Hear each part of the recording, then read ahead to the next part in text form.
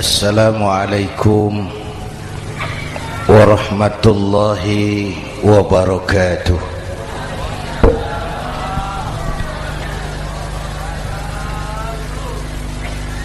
Alhamdulillahi wa kafa, wassalatu wassalamu ala sayyidina Muhammadin al-Mustafa wa ala alihi wa ashabihi ahli sidqi wal wafa, amma ba'd. Para ulama, para habaib, para masyayikh yang saya muliakan, yang terhormat Bapak Kapolres dan Bapak Dandim, Sahibul Bait, segenap keluarga besar Pondok Pesantren Raudhatul Muta'allimin Al-Aziziyah, bapak-bapak, ibu-ibu, hadirin hadirat ma'asyiral muslimin yang saya cintai. Saya bersyukur dapat menghadiri haflah Maulidin Nabiil Karim, dan saya bangga dan terharu dengan keberadaan Pondok Pesantren Raudhatul Muta'allimin Al-Aziziyah ini. Sekarang ini banyak orang bisa memberi contoh, tapi sedikit orang bisa menjadi contoh. Memberi contoh itu mudah, tapi menjadi contoh itu yang sulit. Oleh karena itu, pada kesempatan ini kita ingin mengambil contoh bagaimana Rasul melaksanakan perjuangan. Apa modal utamanya? Saya sampaikan 3 sajalah, mudah-mudahan selesai 10 menit. Yang pertama, modal utama perjuangan baginda Rasul adalah akhlakul karimah. Memperbaiki akhlak dengan akhlak. Oleh karena itu, surah Madu sudah selesai. Dari dan ke Madura jadi lebih mudah. Bahkan Madura akan jadi daerah industri. Tetapi yang kita ingin, Madura tetaplah Madura. Akhlak tidak boleh berubah. Zaman boleh berubah, akhlak tidak. Masa boleh berganti, tapi keyakinan tidak boleh mati. Nah, soalnya adalah kepada siapa kita harus berakhlak. Kita itu kan harus berakhlak kepada 2. Kita harus berakhlak pertama kepada Allah. Ini yang terpenting. 13 tahun Rasul berjuang di Mekah hanya memperbaiki akhlak kepada Allah, menanamkan tauhid, meluruskan akidah, membangun keyakinan. 13 tahun di Mekah itu, dengan perhitungan kalau fondasi kuat, bangunan aman. Kalau fondasi melenceng, bangunan bengkok. Kalau fondasi rapuh, bangunan runtuh. Bangunan bagaimana fondasinya, orang hidup bagaimana imannya. Kekuasaan dan jabatan baru ada manfaatnya kalau dipegang tangan orang beriman. Kalau tidak, yang muncul Fir'aun. Harta baru terasa manfaatnya kalau dipegang tangan orang beriman. Itulah sebabnya bangsa kita ini bukan cuma perlu orang pintar, kita perlu orang benar. Bahkan di masyarakat lebih baik benar tidak terlalu pintar ketimbang pintar tapi tidak benar.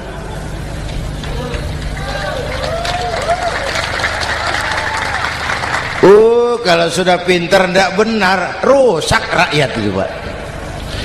Disuruh ngurus beras malah nimbun beras, ya. Disuruh ngurus laut jadi bajak laut. Disuruh ngurus hukum, bikin hukum seperti pisau, tajam ke bawah, tumpul ke atas. Kalau yang kecil salah, hukum cepat-cepat ditegakkan. Yang besar salah, diam pura-pura tidak mengerti. Itu yang melukai rasa keadilan.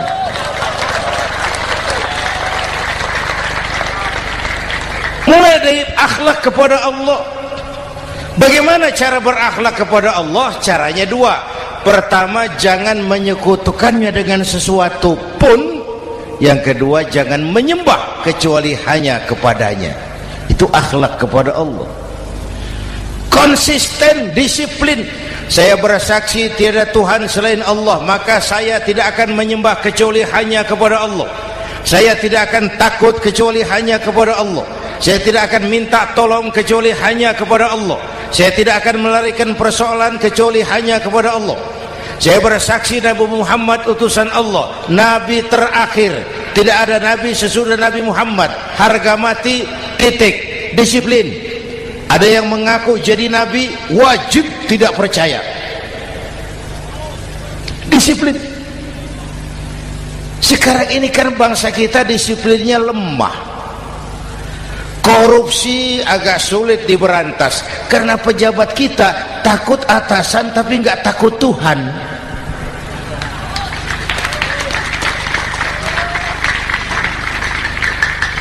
Itu sama dengan anak muda naik sepeda motor ngebut, lampu merah jalan terus, di stop sama polisi. Break. Iya Pak. Minggir. Siap. SIM ada Pak. SNK ada Pak. Tahu kau lampunya merah? Tahu Pak. Kenapa lewat terus? Saya nggak tahu, ada bapak. Itu disiplin kita.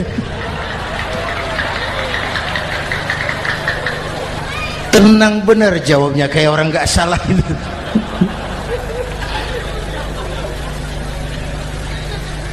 Iman. Apalagi belakangan ini saya sering bilang gini Pak, ini humor tapi agak tasawuf. Orang yang paling tenang hidupnya itu tukang parkir. Coba lihat tukang parkir, walaupun mobil banyak, mereknya bagus-bagus, tidak pernah sombong. Tenang ini, tenang. Nanti mobil pergi satu demi satu, habis sama sekali, dia tidak sedih. Tenang. Mobil banyak tidak sombong, mobil habis tidak sedih. Apa rahasianya? Ternyata, nih tasawufnya di sini. Tukang parkir tidak merasa memiliki, tapi merasa dititipi. Wah, itu. Siapa saja yang merasa memiliki, bersiaplah kehilangan, dan itu menyakitkan. Tapi kalau merasa dititipi, jabatan, harta, anak, istri, semua titipan, hiduplah seperti tukang parkir. Pertama, titipan tidak boleh bikin kita sombong. Dititipi kok sombong, tidak pantas ya. Pak Zainuddin titip mobil ya, silakan. Yang punya mobil pergi, saya petatang peteteng. Tidak pantas dititipi kok sombong. Ada orang dititipi jabatan oleh Allah sombong. Dititipi sombong. Ada enggak pejabat sombong? Ada. Namanya Fir'aun. Itu pejabat-pejabat sombong anak buah Fir'aun semua. Dititipi harta oleh Allah, jadi orang kaya sombong, sama tetangga tidak mau kenal, orang lain kecil semua, jalan tidak injak tanah. kuntilanak. Yang kedua penting, titipan harus dijaga baik-baik. Kalau tidak, yang nitip marah. Yang nitip marah. Pak, titip sepeda motor, silakan. Waktu diambil sepeda motor, kaca spion pecah, knalpot hilang, bemper hancur. Marah enggak yang nitip? Marah. Saya kan titip, kenapa enggak dijaga baik-baik? Dititipi harta oleh Allah jadi orang kaya supaya bangun pesantren, bela yatim, santuni yang lemah. Pelitnya 17 setan. Yang nitip marah. Dititipi jabatan oleh Allah isinya korupsi saja, yang nitip marah. Nah, saya mau kasih lihat sekarang. Allah titip Indonesia. Allah titip Indonesia. Hai rakyat, ini Indonesia, aku titip, kata Allah. Sebentar, ada meja mau naik. Silakan, Mas. Iklan. Ya, terima kasih. Jangan disangka kalau disediakan air teh pidatonya jadi lama. Dekorasi ini kok. Sampai mana tadi? Hai rakyat, ini Indonesia, aku titip, kata Allah. Ini negara besar dan kaya. Titipan ini ditebus dengan keringat, air mata, darah, dan nyawa. Ini bedanya. Malaysia memang merdeka, tapi diberi Inggris. Singapura merdeka, diberi Inggris. Indonesia merdeka, keringat, air mata, darah, dan nyawa. Ini negara aku titip, kata Allah. Ini negara besar dan kaya. Buminya subur. Di atas perut buminya segala tanaman hidup. Di bawah perut buminya ada gas, minyak, batu bara. Lautnya kaya, hutannya kaya. Kekayaan negeri ini harus digunakan bagi sebesar-besar kemakmuran rakyat. Itu amanat konstitusi. Disalahgunakan, dikorupsi, yang nitip marah. Yang nitip marah. Kalau dia marah, dia suruh makhluknya yang lain negur. Siapa? Merapi, Bromo, anak Krakatau.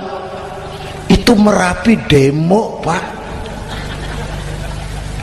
Kalau kita rakyat demo, anak buahnya Pak Danres turun. Tapi kalau Merapi demo, siapa yang mau ngatasi? Mbak Marijan. Selesai. Sekarang Mbah Marijan sudah kumpul sama Mbah Surip di alam barzah, dia sudah ketemu dia. Kata Mbah Surip, tenang Mbah Marijan, tak gendong, aman sudah. Aman sudah. Saya mau bilang Merapi itu makhluk, Krakatau itu makhluk, Bromo itu makhluk. Tidak mungkin makhluk bergerak dengan sendirinya, pastilah ada yang menggerakkan. Maka baik-baiklah sama yang bikin angin supaya bertiupnya sesuai keperluan. Baik-baik dengan yang bikin air supaya datangnya sesuai kebutuhan. Baik-baik sama yang bikin gunung supaya meletusnya pelan-pelan.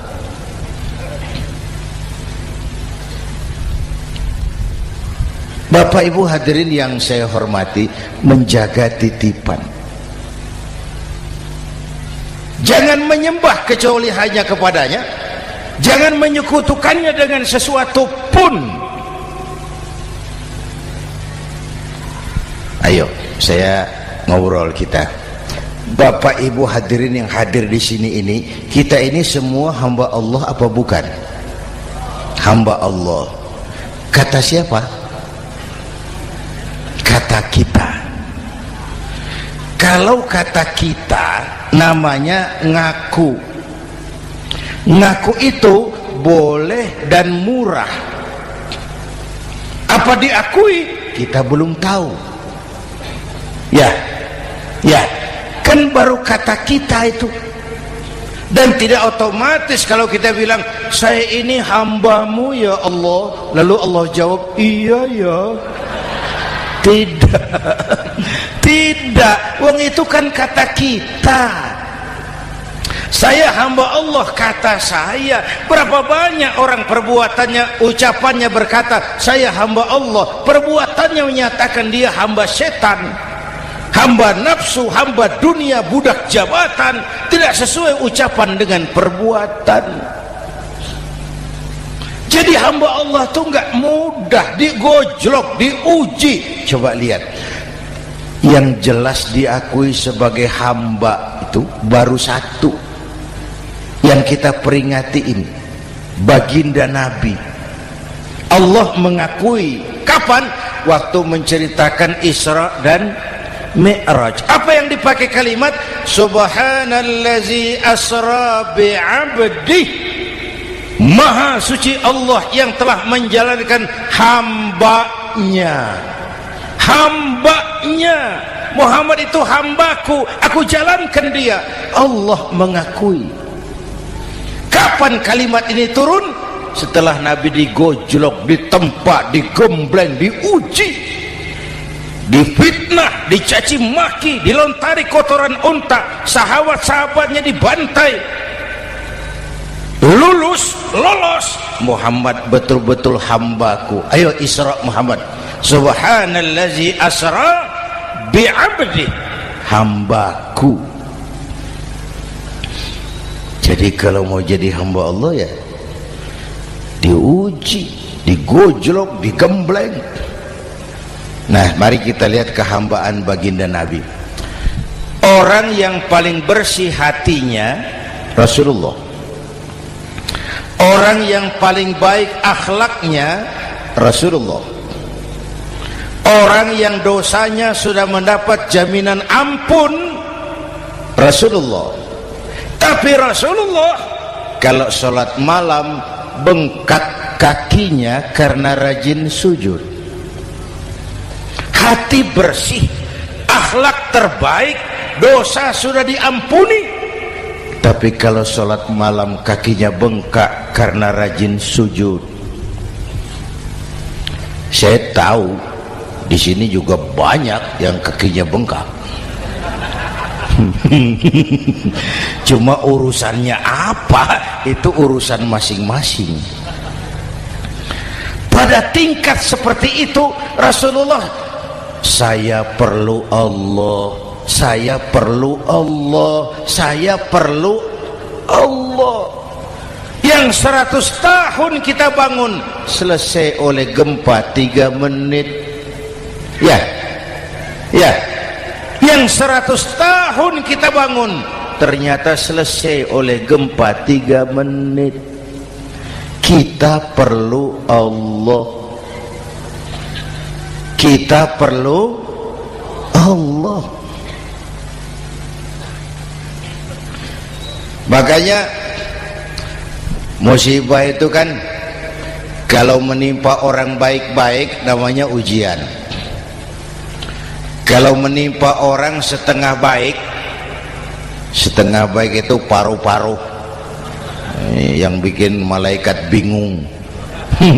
Sholat rajin, maksiat tekun, baca Quran mau, fitnah orang hobi, ngaji nyolong jalan terus. Untung di sini nggak ada yang begitu. Di Jakarta banyak. Di sini insya Allah sama. Jakarta. Orang separuh-separuh seperti itu kalau dapat musibah itu namanya teguran, bukan ujian. Kenapa ditegur? Lalai. Nah, kalau orang jahat dapat musibah itu namanya persekot. Uang muka tanda jadi. Kontannya nanti di akhirat. Kalau diuji bukan saja harus sabar, tapi harus lulus. Kalau ditegur, introspeksi, perbaiki yang kurang, kurangi yang memang berlebihan. Bertali-tali, bersambung-sambung musibah ini, dan musibah kalau datang tidak pernah memilih, tidak pernah memilih. Bapak Ibu hadirin yang saya muliakan, jadi mari yang pertama jaga akhlak kita kepada Allah. Jangan menyekutukannya dengan sesuatu pun, jangan menyembah kecuali hanya kepadanya. Sekarang kan musim entertain, orang pandai membangun pencitraan, orang pinter bikin bungkusan. Sekarang ini kiai sama dukun tipis bedanya. Bener Pak, pemburu hantu pakai sorban, pakai gamis, nanti kiai pakai helm. Atribut sudah kacau sekarang ini, siapa pakai apa, siapa mau jadi apa, tidak jelas. Sementara masyarakat kita memang agak kutil, kurang teliti, cepat heran, gampang kagum. Pernah terjadi suatu saat tabrakan di jalan, keras sekali, korban jatuh berlumur darah, dikerubungi orang banyak. Datang wartawan mau ambil gambar dari dekat, sulit, banyak sekali orang ngerubung. Dia cari akal, tolong saya dikasih jalan ke dekat korban. Orang menoleh semua. Saudara siapa? Saya bapaknya korban, katanya. Dia mengaku bapaknya korban. Ya orang minggir semua, minggir, ada bapaknya korban. Orang minggir semua, dia maju ke depan korban. Sampai di depan korban pucat mukanya itu wartawan. Kenapa? Yang ketabrak anak monyet, Pak. Dia sudah ngaku bapaknya korban.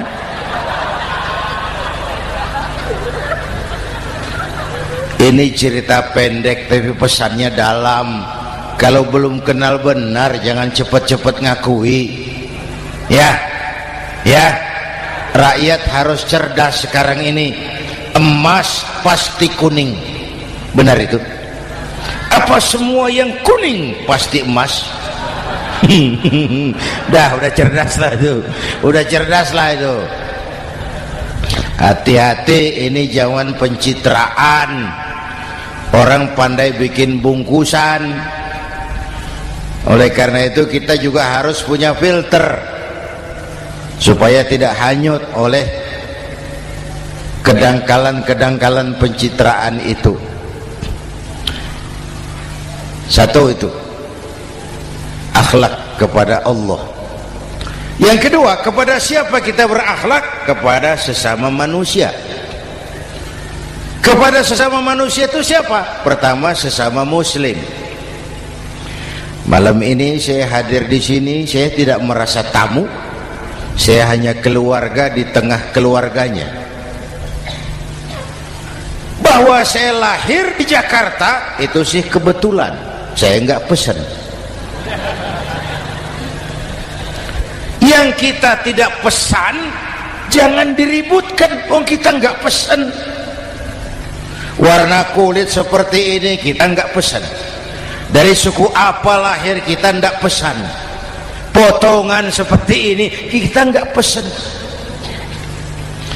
Islam membebaskan manusia dari ras diskriminasi. Pada waktu yang bersamaan Islam mengangkat harkat, derajat, martabat kaum wanita. Ini kasihan dari tadi nggak diajak ngomong nih.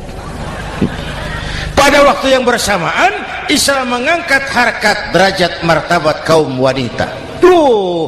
Ibu-ibu mestinya lebih terima kasih sama Rasulullah. Sebelum Rasulullah datang, nasib perempuan menyedihkan, dilecehkan, harganya murah. Sebelum Rasulullah datang, murah. Sebelum Rasulullah datang, murah. Coba lihat wanita sebelum Islam, sedih, dilahirkan hanya untuk melahirkan, alat pemuas nafsu. Kalaupun berperan, peranannya cuma segitiga, dapur sumur kasur, kasur sumur dapur, putar-putar di situ saja. Nggak usah di Arab, dunia, di Jawa, raja-raja Jawa sebelum kenal Islam seenaknya ngumpuli perempuan kan, selirnya yang 30, 50.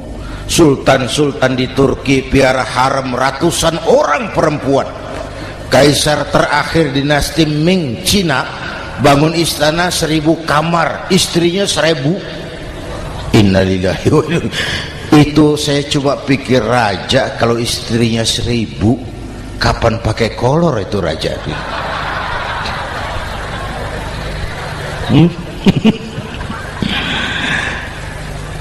Rasulullah datang terenyuh, an-nisa imadul bilad, perempuan jangan diperlakukan begitu, perempuan tiang negara, kalau baik perempuan baik negara, kalau rusak perempuan hancur negara. Waktu ditanya, ya Rasul, siapa yang paling harus saya taati di dunia? Ibumu. Setelah itu siapa lagi? Ibumu. Setelah itu siapa lagi? Ibumu. Setelah itu siapa lagi? Bapakmu.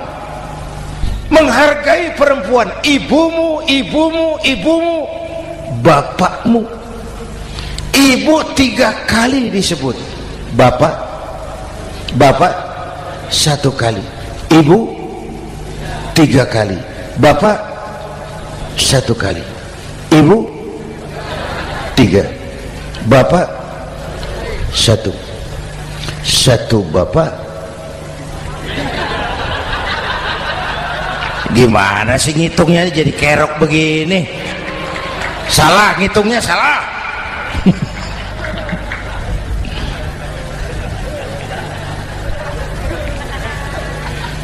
Lalu dicairkan kehidupan kemasyarakatan di masjid.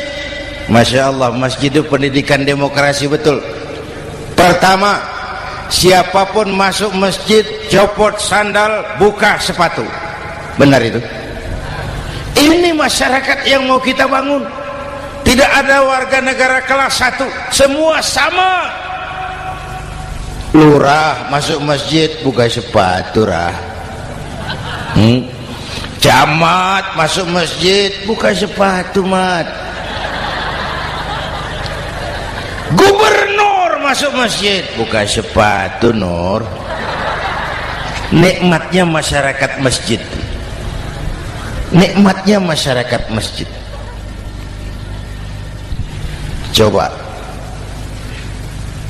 binatang saja harganya tidak sama toh. Sapi yang mahal yang gemuk, betul, karena harga sapi pada dagingnya. Makin gemuk sapi makin mahal harganya. Tapi ada burung perkutut lebih mahal dari sapi, padahal dagingnya sedikit, betul. Kenapa harganya lebih mahal dari sapi? Harga perkutut suaranya. Di mana harga manusia yang paling gemuk? Silahkan bersaing dengan sapi. Maaf.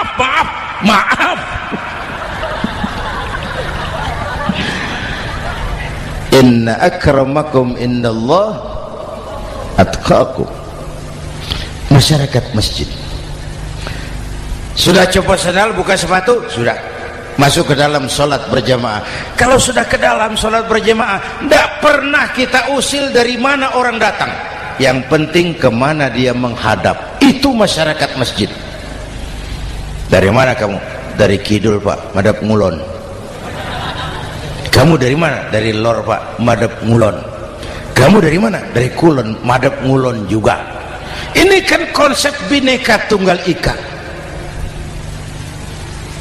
Dari manapun orang datang, apapun warna kulitnya, dari suku apapun ia dilahirkan, kalau akidahnya sama, itu saudara kita. Lalu sholat berjamaah. Apa itu? Hidup bermasyarakat, berbangsa dan bernegara. Harus ada imam, harus ada makmum. Kenapa? Ini saya harus agak hati-hati ya, pakai sarung angin ini. Apa tadi ngomong apa saya? Sholat berjamaah, bermasyarakat, berbangsa dan bernegara.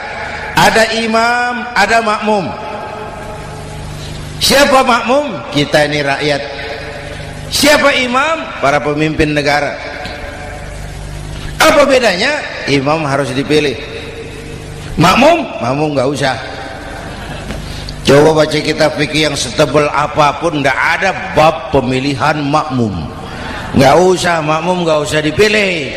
Orang buta boleh jadi makmum, orang bisu boleh jadi makmum, tukang mabuk boleh jadi makmum, tapi tidak tiap orang boleh jadi imam. Imam harus dipilih. Siapa yang jadi imam? Pertama, a'lamuhum, orang yang paling alim di kampungmu angkat jadi imam. Yang paling alim, bukan yang paling tua. Yang paling alim, tahu urusan, punya konsep, punya visi dan misi, mengerti negara ini mesti dibawa kemana, jalan keluarnya apa, angkat jadi imam. Pak, ada dua orang Pak, alimnya sama, yang mana yang dipilih? Kalau ada dua orang alimnya sama, kata Nabi, afsahuhum, yang lebih fasih lidahnya. Apa artinya fasih? Nyambung sama rakyat, tahu apa yang dimaui rakyat, nyambung. Tidak sah orang fasih bermakmum kepada imam cedal.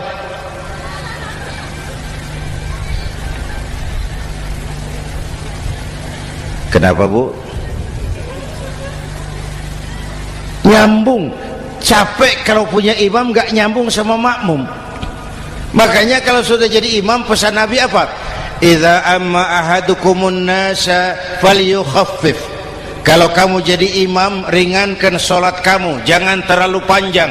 Itu makmum tidak sama kekuatannya. Ada yang tua renta, diri saja sudah gemetar. Ada makmum yang punya darah tinggi, kalau sujud lama kepalanya sakit. Ada makmum yang sudah janji habis sholat mau terima uang. Jangan kalau sudah jadi imam di kota, sholat isya berjamaah, rakaat pertama selesai Fatihah, Yasin, bubar makmum itu. Jadi imam jangan terlalu lama, kayak Husni Mubarak tuh kelamaan jadi imam 30 tahun, rakyat capek.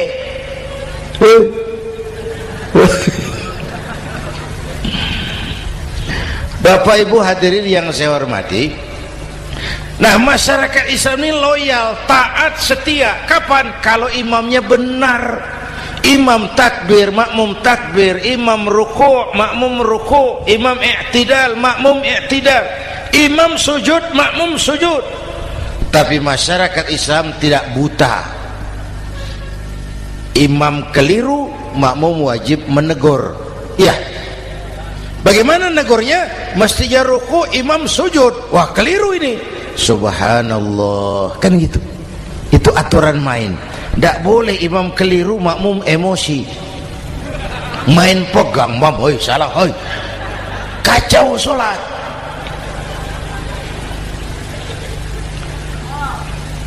Imam buang angin,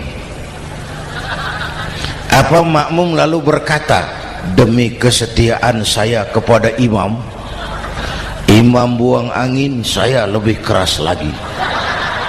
Goblok. Iyyaka na'budu wa iyyaka nasta'in. Sampai situ imam buang angin, minggir, tidak usah ribut. Yang di belakang satu orang maju ke depan, lanjutkan pekerjaan imam. Yang penting imam tahu diri, buang angin, minggir.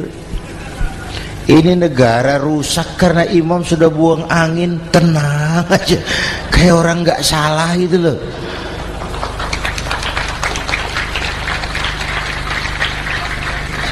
Selesai sholat dikasih tahu, imam tadi buang angin ya sedikit. Apa kalau nggak sedikit lalu nggak rusak sholat itu? Nah, dalam berjaga akhlak kepada sesama, ayo kita jaga kesatuan, persatuan, kerukunan, kekompakan. Ini pesantren Raudhatul Muta'allimin Al-Aziziyah, ini aset kita. Keberadaannya, pengembangannya, kelangsungannya bukan sekedar tanggung jawab pengurusnya, tanggung jawab kita sesuai dengan bidang dan kemampuan masing-masing. Yang punya jabatan bantu dengan wewenangnya, yang punya harta bantu dengan uangnya, yang punya tenaga bantu dengan tenaganya, yang bisa doa bantu dengan doanya, yang tidak bisa apa-apa bantu dengan diam. Diam saja lumayan loh itu membantu. Bapak Ibu hadirin yang saya hormati, saya ingat almarhum Panglima Besar Sudirman pernah bilang, kamu itu kalau mau menang harus kuat, kalau mau kuat harus bersatu, kalau mau bersatu hidupkan semangat silaturahmi. Mau menang harus kuat, mau kuat harus bersatu, mau bersatu hidupkan silaturahmi. Bapak Ibu hadirin, rukun antar umat seagama. Beda pendapat boleh, marah jangan. Kalau di Jakarta kan sekarang lagi musim apa itu wahabi yang bid'ah, sedikit bid'ah itu. Saya sih bilang yang suka tahlil bagus, terusin. Yang nggak suka tahlil nggak apa-apa, tapi jangan mencaci maki yang suka tahlil. Orang yang mabuk masih banyak kok yang tahlil dicaci maki. Kita nih seperti orang kurang kerjaan. Waktu guru saya Hadratul Mukarram Ki Haji Dr. Idham Khalid wafat, saya ajak orang baca Fatihah. Selesai, saya lagi duduk di belakang, seorang pengusaha nemui saya, Kiai, kenapa? Saya coba ingin kepastian. Apa? Orang yang sudah mati dibacakan Fatihah itu, apa pahalanya sampai? Saya bilang gini, Mas, kamu kalau nggak percaya mati aja dulu. Saya bacain Fatihah, tunggu di sono. Kalau nggak nyampe balik lagi nggak apa-apa.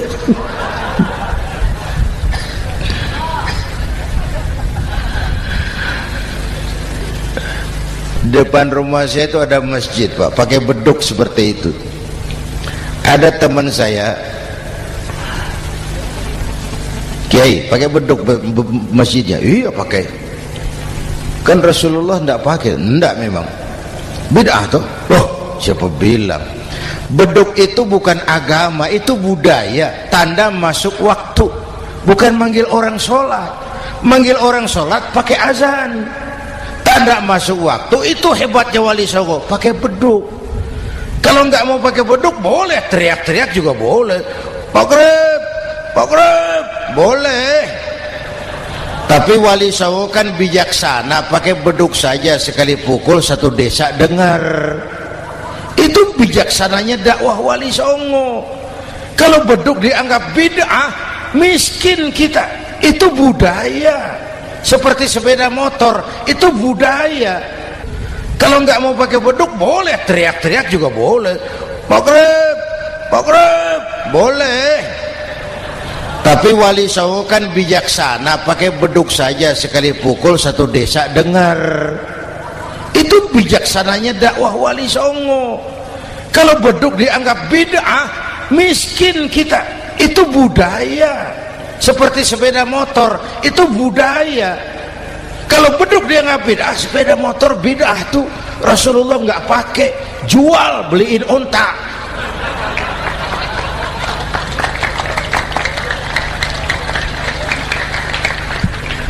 Ayo cari persamaan, jangan memperbesar perbedaan. Hormati pendapat orang kalau pendapat kita juga ingin dihormati. Kasus Ahmadiyah meledak lagi di Cikesik, Banten. Lalu pendekar-pendekar HAM menganggap itu tirani, mengganggu kebebasan beragama. Dia lupa bahwa Ahmadiyah masalahnya bukan kebebasan beragama, tapi penodaan terhadap agama. Kalau kebebasan beragama sih umat Islam welcome. Orang mau Hindu, mau Buddha, mau Kristen bebas memilih agamanya masing-masing. Tapi ini kan Ahmadiyah lain, ngakunya Islam tapi ada nabi lagi sesudah Nabi Muhammad, namanya Mirza Ghulam Ahmad, asal dari India. Saudara hadirin yang saya hormati, ini yang prinsip penodaan terhadap agama. Kalau nggak ngaku Islam nggak masalah. Supaya mau aman caranya cuma dua, Ahmadiyah jadi agama sendiri, karena Malaysia sudah melarang, Brunei sudah, Rabitoh Alam Islami menyatakan aliran sesat, Saudi Arabia melarang pengikut Ahmadiyah pergi bikin haji, dia dianggap non muslim. Cuma memang pemerintah kita nggak tegas. Kalau dari dulu dinyatakan dilarang, nggak akan ada lagi kasus-kasus seperti itu.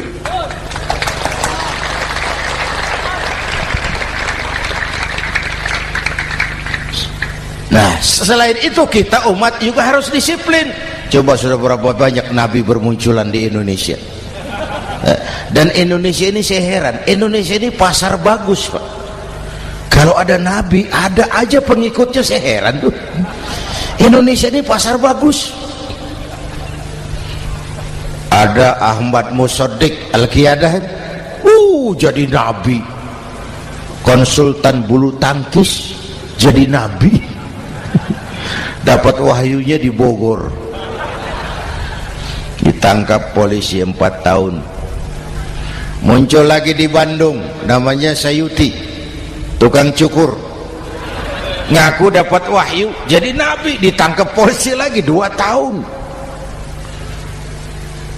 Di Malang Ustadz Roy, ya sebenarnya petinju, dia masuk Islam, mu'alaf, belajar Islam tidak pakai guru, diutak-atik ayat Quran. Sholat kita harus mengerti artinya, maka sholat boleh pakai bahasa masing-masing. Ramai masjid. 2 tahun penjara. Di Jakarta muncul lagi Lia Edan, ngaku Jibril, ditangkap juga oleh polisi. Kita salut sama polisi kita lah, bukan cuma teroris, Jibril ditangkap Pak Kapolres. Saya bilang sama teman-teman polisi, untung dia ngaku Jibril, Pak. Coba kalau dia ngaku Israel, lebih gawat itu.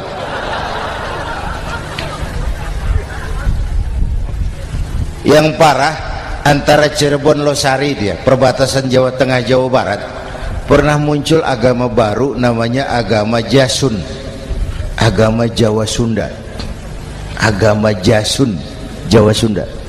Yang jadi nabi Tugimin. La haula wala quwata. Saya bilang ini jangan jadi nabi, jadi kiai juga nggak angker ini. Al Mukarram Bapak Kiai Tugimin, nggak enak. Yang lebih ndak enak selawatannya loh itu. Kalau kita kan tadi nikmat tuh, ya Habibi ya Muhammad, nikmat rasanya itu. Coba ganti sama yang tadi, wah enggak, ya Habibi ya Tugimin, enggak enak itu, Pak. Jadi umat Islam itu sangat menghormati orang lain agama. Soal agama orang lain, lakum dinukum, awas hati-hati kalimatnya. Kita menghormati orang lain agama. Soal agama orang lain, lakum dinukum. Kita memang yakin cuma Islam agama yang benar, tapi bukan berarti kita boleh menghina agama orang lain. Kenapa? Kalau agama kita yang dihina, kita kan sakit hati. Orang lain sama dong. Itu sebabnya Allah berpesan, jangan kau caci maki Tuhan mereka, karena mereka akan balas mencaci maki Tuhanmu. Dan itu artinya mencaci maki aku, kata Allah. Jelas ini? Jelas? Justru karena umat Islam mayoritas di Indonesia, maka kerukunan antar umat beragama terjaga dengan baik. Kalau umat Islam mau main kasar, mau main kayu, mau main keras, umat Islam ini 85%, yang lain pasti selesai. Saya jamin selesai. Tapi kan tidak. Kita sadar betul ini negara Pancasila. Kita sadar betul bahwa kita harus menghargai orang lain agama, menjaga kerukunan, rukun antar umat beragama. Yang ketiga, rukun antar umat beragama dengan pemerintah. Dulu kiai saya bilang, sultanun zulum khairum min fitnatin tadum. Pemerintah yang jelek pun sebenarnya masih lebih lumayan ketimbang tidak ada pemerintahan, kalau itu ukurannya. Coba umpama nanti Pak SBY sudah terlalu pusing, lalu pengumuman jam 000, seluruh rakyat Republik Indonesia saya umumkan mulai malam ini tepat jam 000 pemerintah bubar. Ayo bayangkan seperti apa kita tanpa pemerintah. Hukum rimba, yang kuat menekan yang lemah, yang kaya merampok yang miskin. Rumah saudara dirampok, lapor ke polisi, kata Kapolres, maaf polisi baru bubar. Hak asasi diinjak-injak, lapor ke pengadilan, pengadilan bubar. Masih ada pemerintah saja yang kuat suka menekan yang lemah, apalagi kalau tidak ada pemerintah. Karena itu ulama dan umarok dua pilar utama. Kalau kuat keduanya, kuatlah masyarakat. Kalau rapuh keduanya, maka rapuhlah juga masyarakat. Bapak Ibu hadirin yang saya hormati, ini yang kedua, kita harus berakhlak kepada sesama. Yang ketiga, kepada siapa kita harus berakhlak? Kenapa? Iya, saya cuma lihat jam. Yang ketiga, kepada siapa kita harus berakhlak? Kita ini harus berakhlak kepada makhluk Allah yang lain di luar manusia. Kepada air kita harus berakhlak loh Pak. Saya dulu remaja ngaji fikih, kiai ngajar makruh buang air kecil di tanah yang berlubang. Saya protes, kenapa makruh kiai?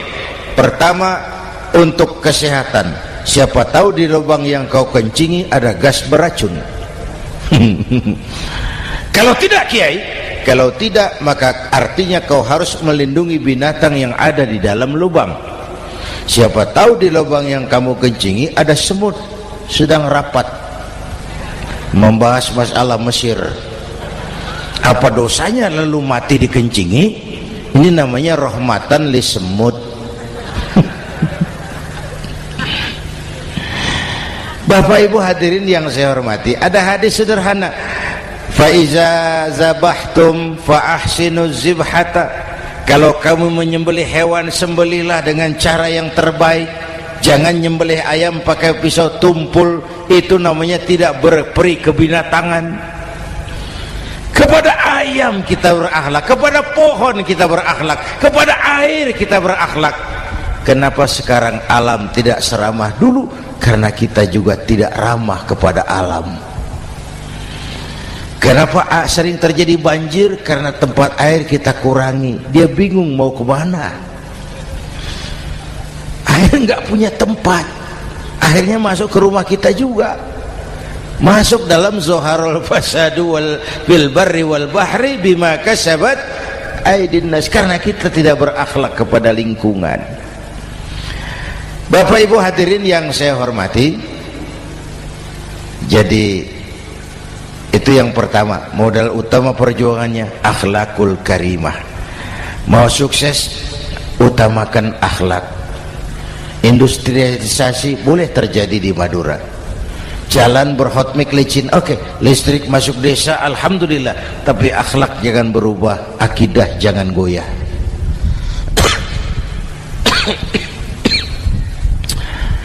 Teknologi tidak bahaya, yang bahaya orang yang menggunakannya. Wayang itu yang namanya cepot itu bisa selawat badar kalau yang megang Anom Suroto.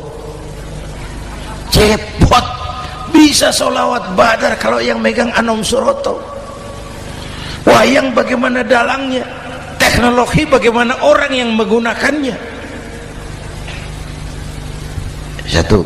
Yang kedua yang kita contoh dari baginda Rasul, beliau itu sejak kecil tidak dimanjakan, Pak.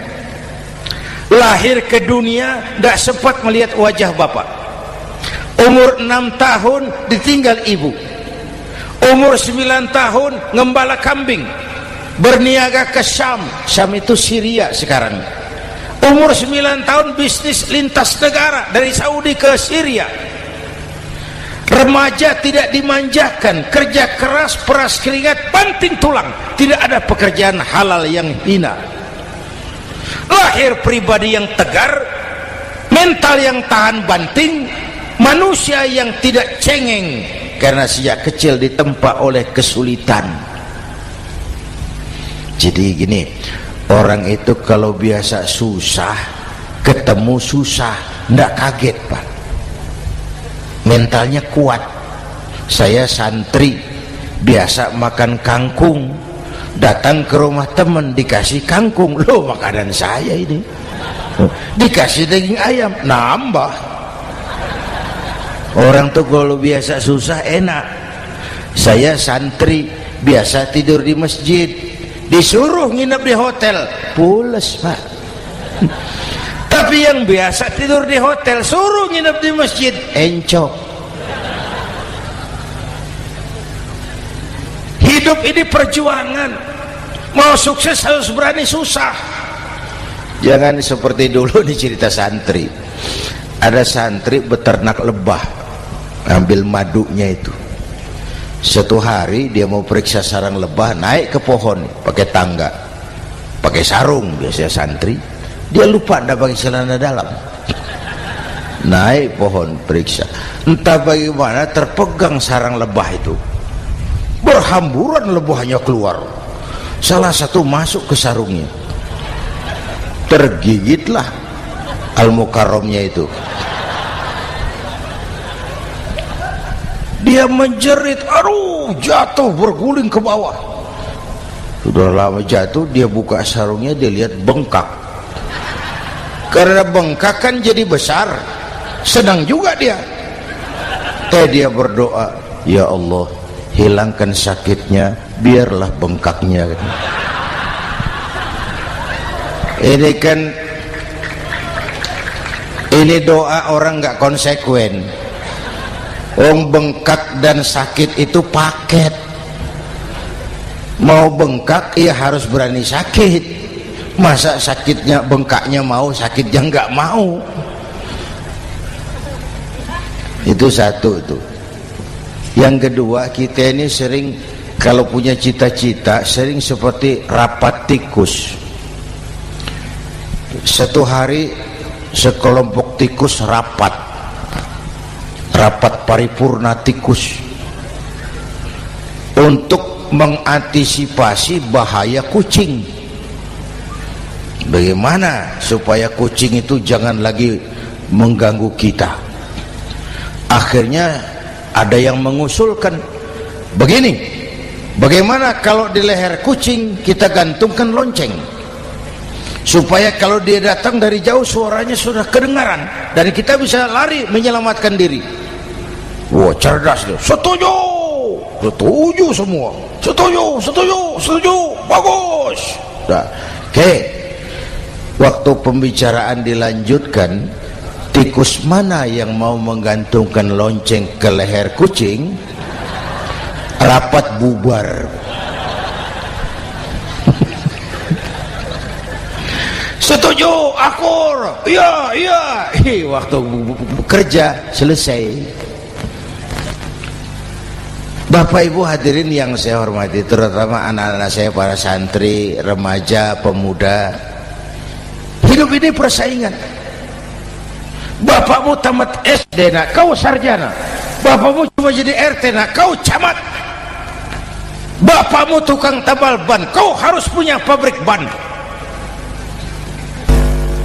Anak saya pertama dulu saya titip mondok di Tebu Ireng. Tahun pertama pulang saya kontrol, sini kau, apa hasilmu setahun di pesantren? Dia sodorkan saya sebuah piagam penghargaan juara lomba pidato di pondoknya. Saya heran, ini anak di rumah jarang ngomong, kok bisa jadi juara pidato? Saya tanya, kamu bisa pidato, apa yang dipidatoin? Dia bilang, kan kaset ayah dihafalin gitu. Ya saya ketawa juga, waktu itu dia masih anak-anak. Baiklah, tapi apa cita-citamu? Saya kepengen seperti ayah. Wah, kau ini salah. Kalau aku ayahmu di matamu menurutmu hebat, mestinya kau 10, 100, 1000 kali lebih hebat dari orang-orang yang kau anggap hebat. Karena tantanganmu akan lebih berat dari tantangan yang aku hadapi sekarang. Kalau kau sama dengan aku, kau ditinggalkan zaman karena kau tidak mampu menjawab tantangan zamanmu. Bapak Ibu hadirin yang saya hormati, persaingan tajam, tantangan makin berat. Oleh karena itu diperlukan semangat yang dicontohkan Nabi. Kerja keras, peras keringat, banting tulang. Tidak ada pekerjaan halal yang hina. Sejak kecil ditempa oleh kesulitan. Asal jangan seperti saya tadi ngobrol sama teman-teman, sekarang ini di negara kita banyak politisi miskin negarawan. Pejabat-pejabat kadang-kadang kalau melihat rakyat tuh komentarnya nggak berpihak kepada rakyat. Saya ingat waktu Mentawai dihantam gempa, Nias hancur, infrastruktur hancur, rumah rakyat luluh lantak. Ketua DPR Pak Marzuki Ali bilang, bagaimana itu rakyat? Ya itu resikonya punya rumah di pinggir laut. Waduh, ini bukan komentar pemimpin, rakyat lagi susah kok dibilang kayak gitu. Saya prihatin dengan ucapan kayak gitu.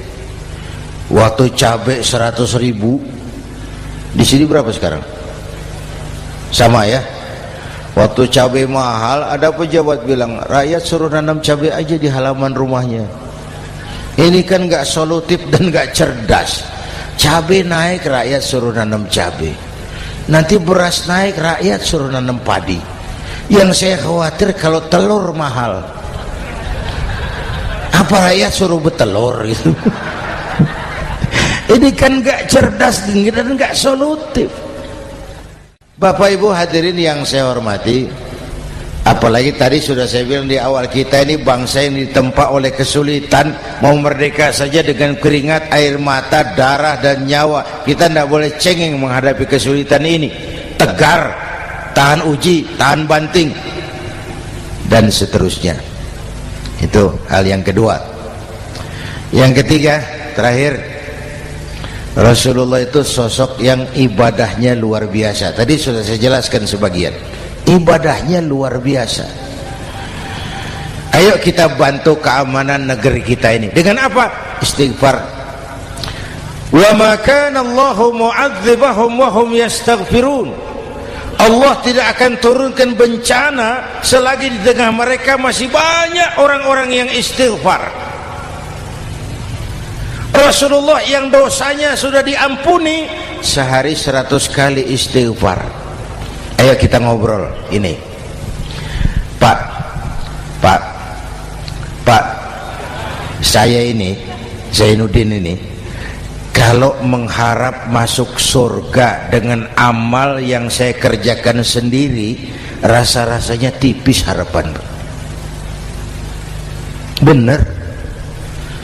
Sholat saya berapa banyak saya tahu. Sedekah saya berapa duit saya tahu. Dosa saya berapa banyak saya tahu. Lalu saya baca sejarah.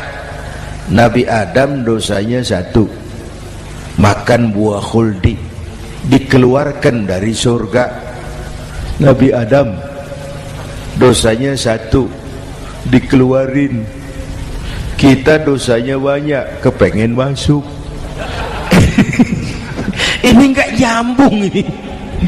Nabi Adam Nabi Adam dosanya satu, dikeluarin dari surga. Kita dosanya banyak, kepengen masuk, nggak nyambung. Apa yang bikin saya besar hati? Apa yang bikin saya optimis? Ada dua, Pak. Pertama yang disebut rahmat Allah, yang kedua disebut syafaat Rasulullah. Dua itu, Pak. Oh, kalau kita ini insya Allah nanti sampai ke surga, amin, amin. Kalau kita ini sampai ke surga, Pak, saya jamin itu bukan karena amal kita, itu karena rahmatnya Allah. Ndaklah seberapa banyak sih amalan kita mau menggapai surga. Kalau bukan karena rahmatnya Allah, sulit sampai ke sana. Hei manusia, dosamu besar, tapi lihat rahmatku lebih besar. Hei manusia, salahmu banyak, tapi ampunanku lebih banyak. Kau nangis di hadapanku, aku senyum melihatmu. Kau berjalan menujuku, aku berlari menyambutmu. Istighfarnya sehari 100. Lalu ada hadis qudsi, inni la ahammu bi'adzabi ibadi. Kadang-kadang aku pengen turunkan azab, bencana kepada manusia, tapi ketika aku melihat 3 perkara, murkaku surut, bencana aku tarik kembali. Coba perhatikan hadis qudsi ini. Allah mau marah hendak jadi, bencana ditarik, musibah diangkat. Kenapa? Ada yang meredam murka Allah. Allah enggak jadi marah. Siapa? Pertama, suyukhan rukka. Aku lihat orang-orang tua tengah malam sujud sambil berlinang air mata, nangis di hadapan Allah. Itu kita hutang jasa loh, Pak, sama orang-orang yang tengah malam sujud nangis di hadapan Allah. Lihat yang begitu Allah tidak jadi marah.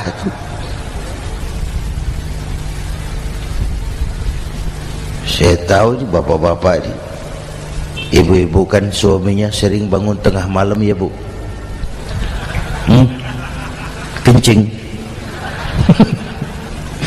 Bikin bingung malaikat. Sudah mau ditulis tahajud, kencing doang. Kata malaikat, sialan, hampir salah tulis.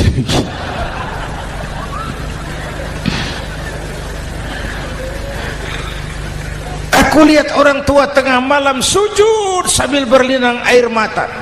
Lalu aku lihat bayi-bayi tanpa dosa masih menyusu, sibyanan rudda. Bayi-bayi tanpa dosa masih menyusu, suci, bersih, belum ternoda. Wabaha iman rutta. Dan aku lihat binatang ternak melata mencari makan, kambing mudah cari rumput, alam terjaga keasriannya.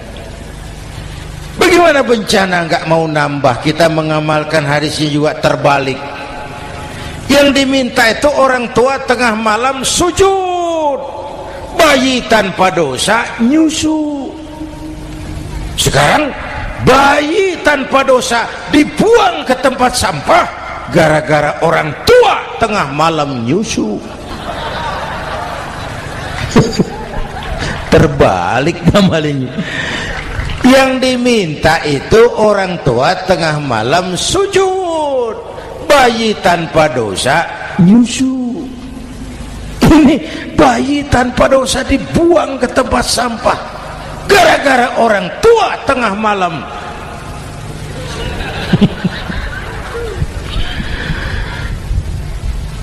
Bapak Ibu hadirin yang saya hormati, rahmat Allah kita perlu. Yang kedua, syafaat Rasulullah. Mari saya cerita syafaat sedikit. Ini sudah jam 00:05 ya. Ini kalau hitungan Indonesia ini sudah ganti hari, Pak. Jadi inilah ceramah terpanjang di dunia. Bayangkan saya pidato dari hari Selasa sampai hari Rabu.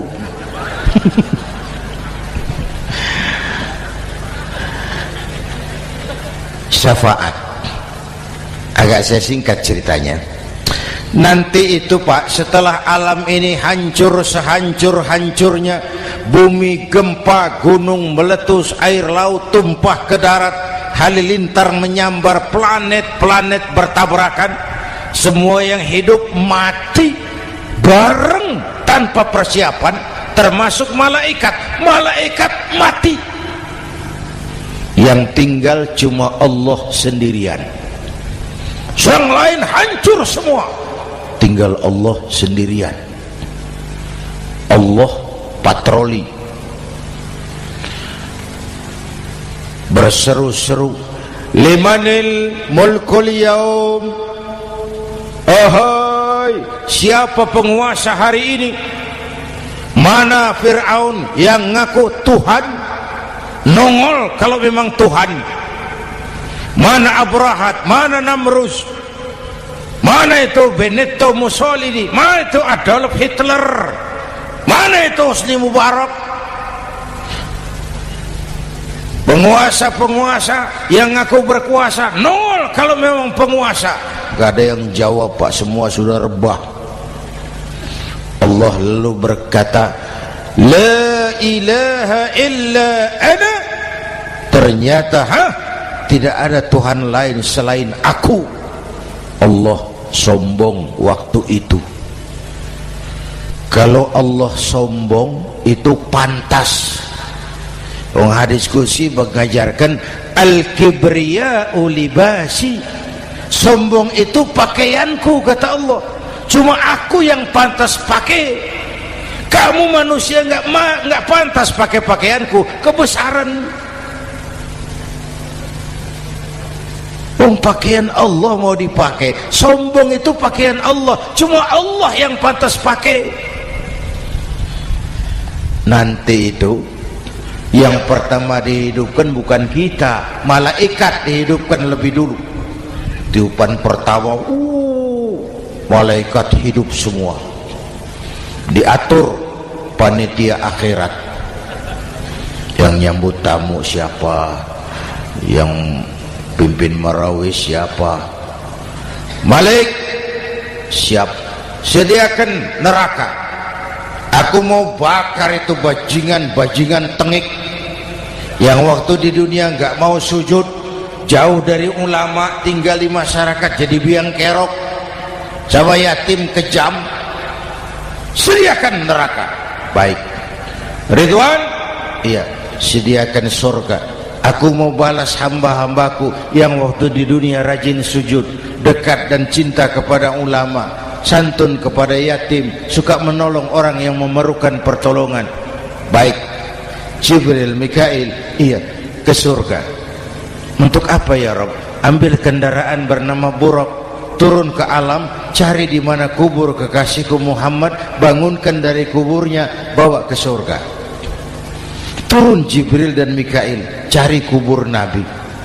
Wong alam sudah hancur-hancuran, jangan cari kuburan, cari bangkalan aja nggak ketemu. Bingung dua-dua. Jibril, sebelah mana kubur Nabi? Nggak tahu Mikail. Lalu dua-duanya sujud mohon pertolongan Allah. Dengan izin Allah terbuka kubur Nabi. Allahumma sholli alaihi wa ala alihi. Bangun dari tidur seperti orang bangun dari kubur seperti orang bangun tidur, Nabi mengusap mata, menoleh ke kanan Jibril, menoleh ke kiri Mikail, lalu tanya, ayu yaumin hadza ya Jibril, ini hari apa Jibril, ini hari apa? Hadza ma wa'ada ar-Rahman, ini hari yang dijanjikan Allah Muhammad, ini kiamat. Kiamat Jibril, kiamat. Jibril, kalau memang ini hari kiamat, aina ummati? Umat saya mana Jibril? Umat saya mana? Allah Karim. Belum pernah saya lihat di dunia ada satu pemimpin yang begini besar cintanya kepada umatnya seperti baginda Rasul. Dari dunia sampai akhirat beliau cinta kita. Dari dunia sampai akhirat beliau bela kita.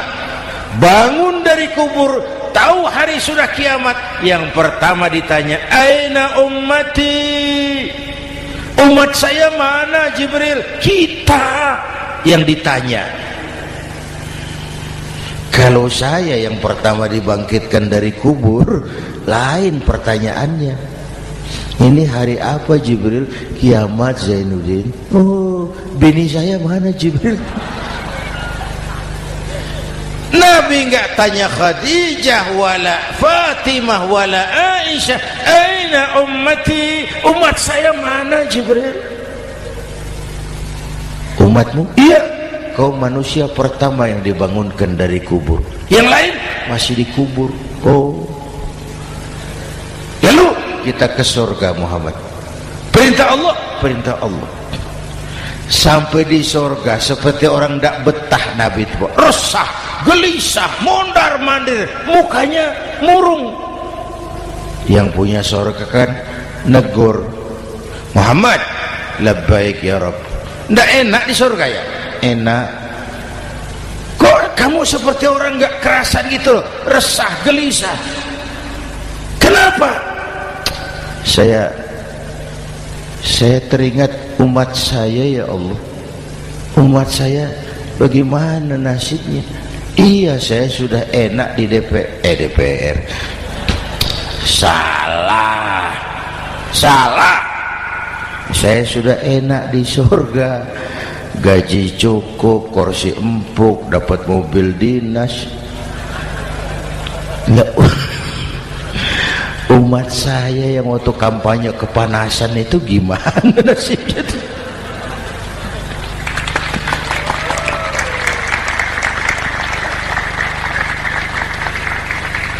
Makanya dulu di Senayan, di depan kantor DPR tuh banyak tukang kaca jualan di situ. Saya bilang ini tukang kaca pintar dagangnya di situ. Pas, maksudnya supaya yang mau berkantor di situ ngaca dulu. Ya, wakil lurah pasti tidak lebih tinggi dari lurahnya. Wakil camat tidak lebih tinggi dari camatnya. Ini kenapa wakil rakyat kok selalu lebih tinggi dari rakyatnya?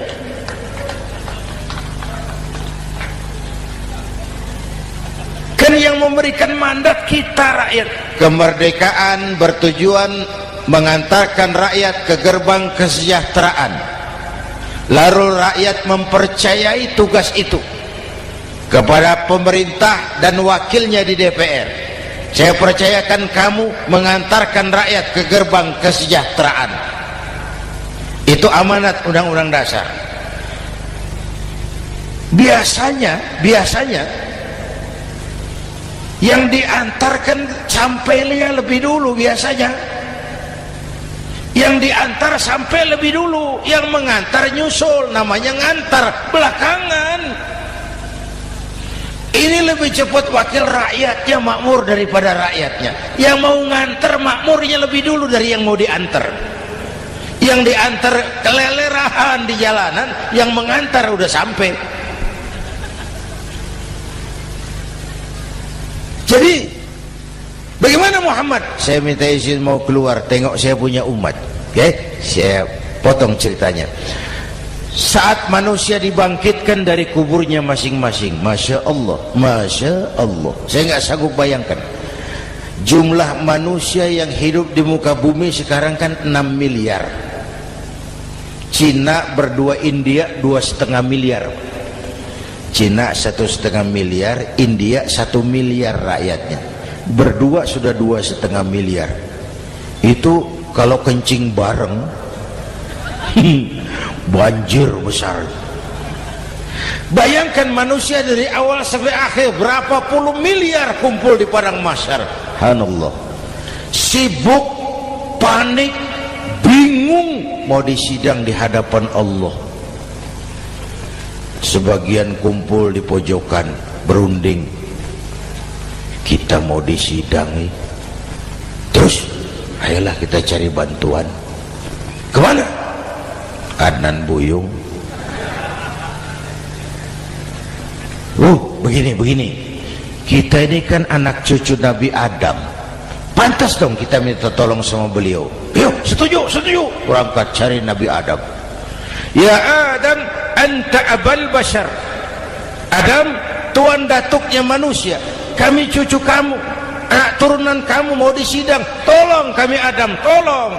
Kata Nabi Adam, Quraisy mas, rombongan Jawa udah aku naik mumet lagi sama Nabi Nuh saja. Nuh bilang tidak bisa, saya juga punya masalah, pernah minta obat ditenggelamkan. Ibrahim barangkali, semua Nabi hand up, angkat tangan. Dikala itu yauma la yanfa'u malun wala banun, di mana harta tidak ada lagi artinya, anak-anak tak jadi beban, tiap orang sibuk dengan urusannya sendiri-sendiri. Saat itu ada satu pemimpin, Allahumma salli alaihi wa ala alihi, diizinkan Allah. Dikala semua nabi yang lain angkat tangan hand up, beliau malah ummati ana laha, ta'ali ummati, ta'ali ummati, umatku sini, umatku sini. Beliau memanggil-manggil umatnya. Yang bagaimana yang dipanggil? Ada hadis, inna ummati yatuna yaumal qiyamah ghurran muhajjalin min atharil wudu. Umatku besok di akhirat datang menghadap Allah dengan muka bersinar-sinar karena sering wudu. Sering wudu kan sering sujud, masa cuma wudu tapi enggak sujud? Itu nanti ndak usah mengaku Rasul yang panggil, sini umatku. Tapi kalau muka enggak pernah wudu, enggak pernah sujud, merangkak di depan Nabi, saya umatmu ya Rasul. Kata Nabi, umat saya enggak ada yang kumbal gini. Dikala itu beliau berkenan memberikan syafaat. Syafaat itu saudara-saudara, saya pakai sarung, sobek sedikit, syafaat itu nambeli itu loh.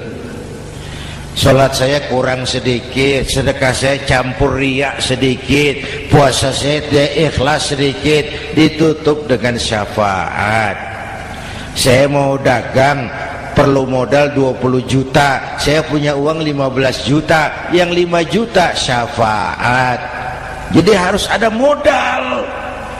Kalau sholat tidak pernah, sedekah tidak pernah, lalu syafaatnya dari mana?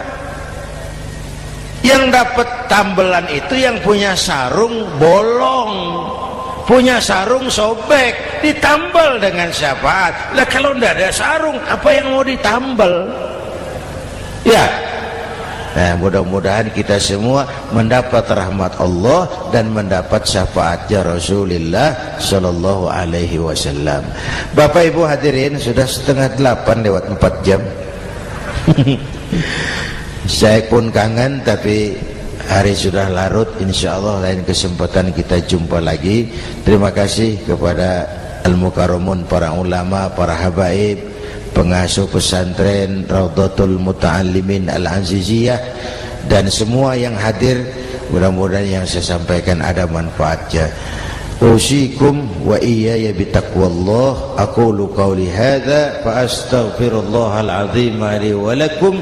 Wassalamu alaikum warahmatullahi wabarakatuh.